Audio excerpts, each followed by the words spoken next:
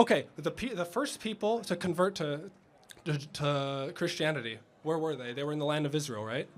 No, you're right. Israel, not Palestine. You're right. Yeah, okay, they were in the land of Israel. You just said it was Israel, not Palestine. Yeah, I know. But listen, okay, so those people, so they were the Jews and the indigenous people at that time, right? That converted?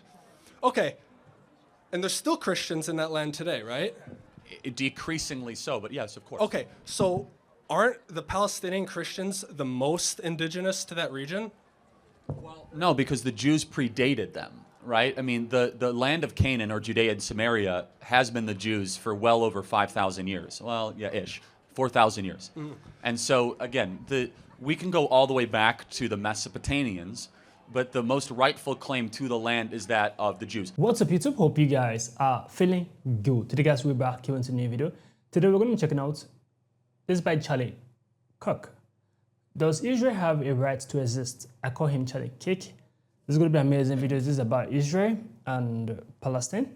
I'd love to check the video out with you guys. I want you guys to see Charlie's feedback about this and also the students' feedback. He drove a long distance, about like 2 hours, to come see Charlie. So this is a very, very engaging and beautiful video to watch, and you will see their feedback and know more about this Israel and what's really happening. Let's get right into today's video, guys. Yep. If you guys disagree, you can work to the front. So.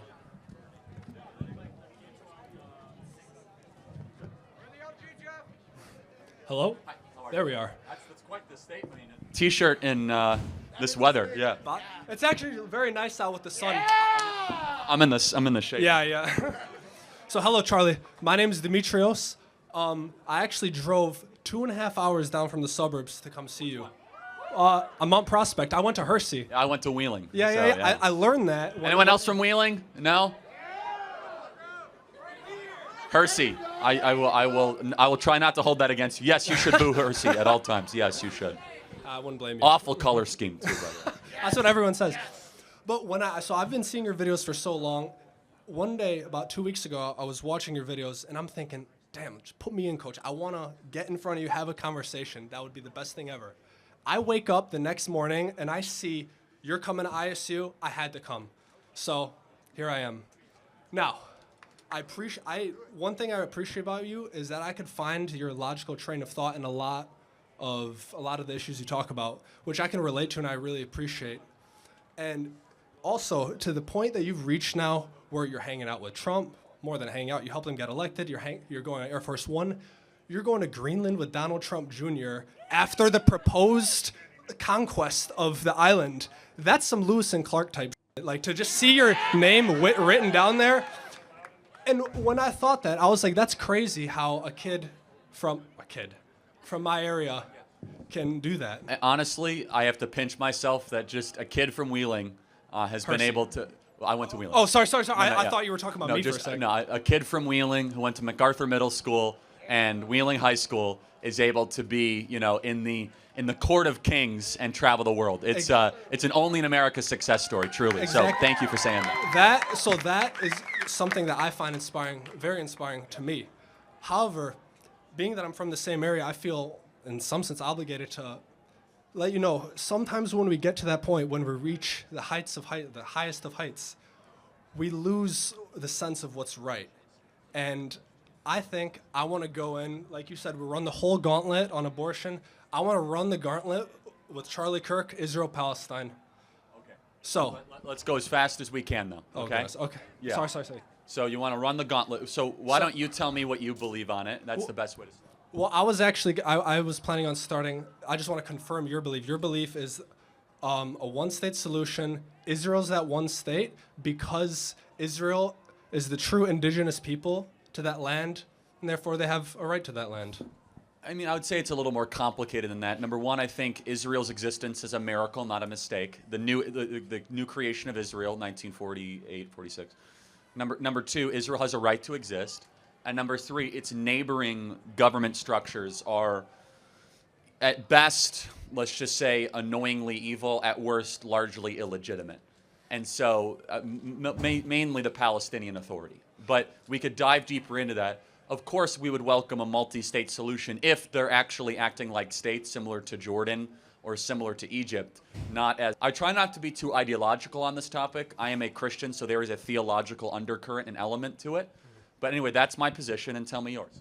Yeah, so I think my position is really, I think the question starts off a lot of the time with, does Israel have a right to exist? I reject that notion, or I reject that premise of the conversation. I think Israel does exist. Israel has won the right to exist. The question should be, and the focus should be, does Palestine have a right to exist? Or at the very least, do the Palestinian people have a right to self-determination? Great. So let's pause there, if that's okay. I don't mean to Yeah, of interrupt you. course. So what is Palestine? Who are Palestinians? And what geography are they entitled to? Yeah, so the Palestinian people are the people that live in the land of Palestine. What is the land of Got it. Palestine? So tell me, what is the land of Palestine? Okay, so the land of Palestine is the region between Egypt and Syria. It was described by Herodotus as Palestina, and then it was derived off the term Peliset, which is part of the Sea But peoples. Herodotus was way after the creation of the nation of Israel, right? So everything from Egypt to Syria, that would that include? No, between Egypt and Syria, between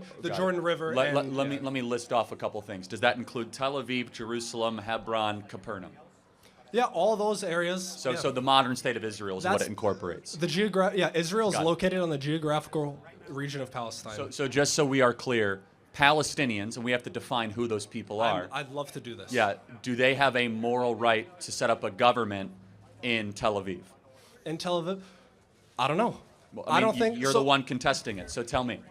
So I don't think so. I actually don't think right now. I don't think that's where it's going to go. I think Israel. I think Tel Aviv is the current core of the Israeli state right now.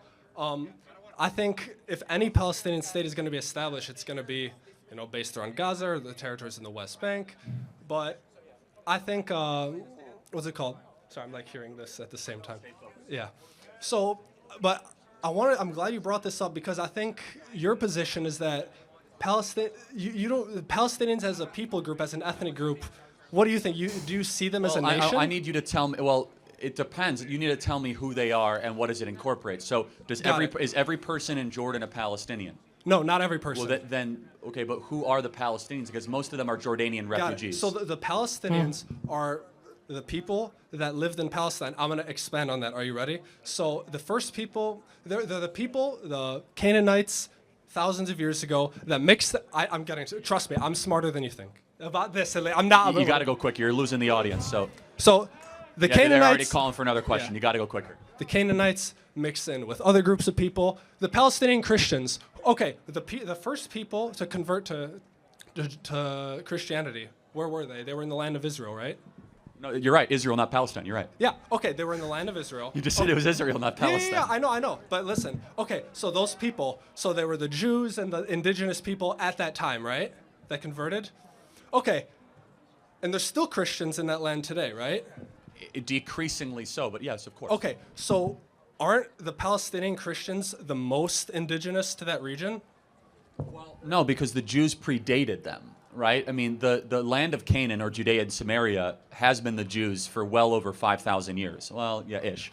4,000 years. Mm. And so, again, we can go all the way back to the Mesopotamians, but the most rightful claim to the land is that of the Jews. Let me go back to one final question, though. Let me understand. There are 45 plus Arab majority, Muslim majority countries in the world. Yes. Why does one Jewish majority country get so much attention, including your advocacy? Yes.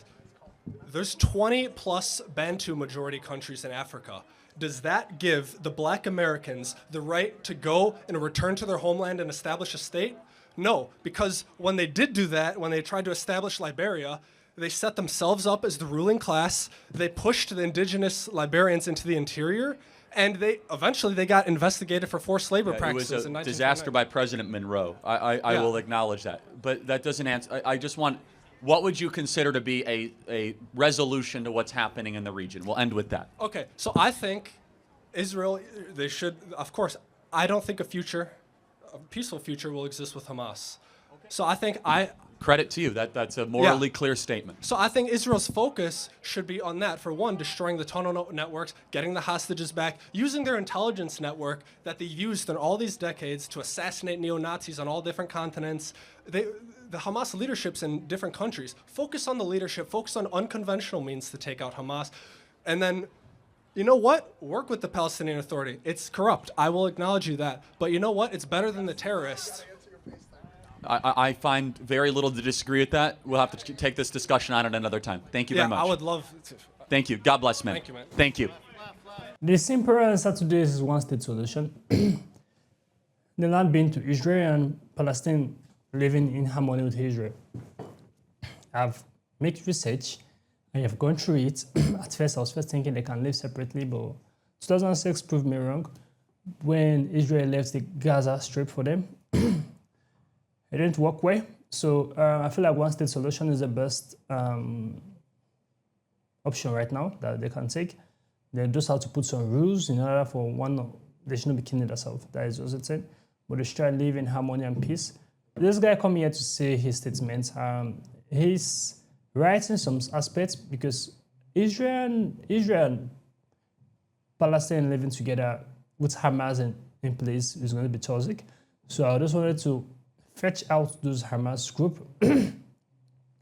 bring them out, and we know who the culprits are because Hamas actually triggered Israel to be really, really upset and created a lot of havoc in the sort of killing a lot of Jewish people during October 7th, 2023. That massacre was really horrifying to watch, to see, because I saw some clips, which was terrible. What I'm going to say is that one-state solution is the best thing for me. The land originally belongs to Israel. So there's no way to gaslight it or say it one way or another. If you check through history, even when Israel got their independence, in 1947, 1948, I don't know, around that number, they became a whole country, you understand? So ever since that till now, Israel and Palestine have always been fighting for this land. I think it's over 75 years now, which is too long. The war has been too long. We have to come to a peace deal for both countries to live together. War is not an answer. War does not create any peace. It only creates more death and more havoc. It's terrible. Like war traumatizes people. So I just want a peace deal within there, and one-state solution actually looks like the best deal they can have right now. So I feel like they should just come to together solution, come together and sign a contract that they will stay together and try rebuilding back all the buildings and hospitals that have actually demolished or burned down and stuff, because war is expensive. So the money for war should actually be used to build up Israel as a whole back, build up Gaza Strip, build up West Bank, build up everywhere back to be something way more beautiful than it is right now. So for me, that is the best deal they can have, instead of just spending money to be killing each other, you understand? So in this entire debate, I feel like the guy right here came, he was not fully prepared. Even if he said he's way smarter than who he is, he was not fully prepared. He just drove here feeling like he has a clickbait to get Charlie, but he was not fully prepared. So I love that Charlie answered him. It was actually the best answer. And Charlie was very cool and actually very respectful in the entire conversation. Actually, give accolade to the guy for traveling that far distance, to meet Charlie just for 9 minutes. 2 hours drive is no joke. So comment down below what you think about this video. Give us a thumbs up, share this video to as many as you can, subscribe to our channel, guys, and tell me what you think is the solution to this war between Israel and Palestine. And we'll see you guys in the next video. Make sure you stay safe.